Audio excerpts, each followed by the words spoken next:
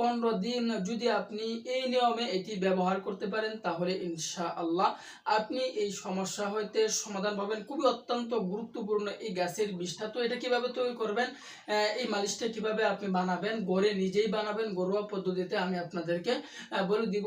শুরু থেকে শেষ পর্যন্ত ভিডিওটি দেখতে থাকুন, আমি সাথে আছি মাওলানা সানাউল্লাহ। তো সম্মানিত প্রিয় বন্ধুগণ, এটা হচ্ছে এটা বানাইতে হলে আমাদেরকে একটা গাছের বীজ নিতে হবে। এই গাছটার নাম হচ্ছে হাগরা গাছ, অনেকেই আগ্রা গাছও বলে থাকে। তো এই গাছের একটা বীজ হয় দেখবেন কাঁটাযুক্ত, যেমন কাঁটাযুক্ত, শরীরে আটকে যাবে, কাপড়ে আটকে যায়, ছোট একটা বীজ হয়। তো এই বীজটা আমাদেরকে নিতে হবে 5 থেকে 6টি বীজ আমরা নিয়ে নিব। যখন আমরা 5 থেকে 6টি বীজ নিয়ে নিব, নেওয়ার পরে এটাকে আমরা লড়াই করার মধ্যে আমাদেরকে বাঁচতে হবে। যখন আমরা বাঁচতে থাকবো দেখবেন এটা থেকে একরকম আপনার তেল বের হচ্ছে। যখন এটা থেকে একরকম তেল বের হবে, বের হওয়ার পরে এটা আপনার তৈরি হয়ে গেল। এখন আপনি কোন নিয়মে ব্যবহার করবেন, ব্যবহার করার নিয়মটি আমি আপনাদেরকে বলে দিচ্ছি।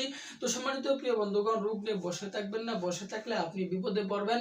তো এটি ব্যবহার করার নিয়ম হচ্ছে প্রতিদিন সকালবেলায় ঘুম থেকে উঠে আপনি গোড়া থেকে আগা পর্যন্ত এভাবে যদি আপনি টানা 15 দিন পর্যন্ত সকালবেলা এবং রাতের বেলা যদি এভাবে আপনি মেসেজটি করতে পারেন, তাহলে ইনশাআল্লাহ আশাবাদী আপনি যে ক্ষতিটা করছেন এই ক্ষতির সমস্যা হইতে আপনি সমাধান পাবেন।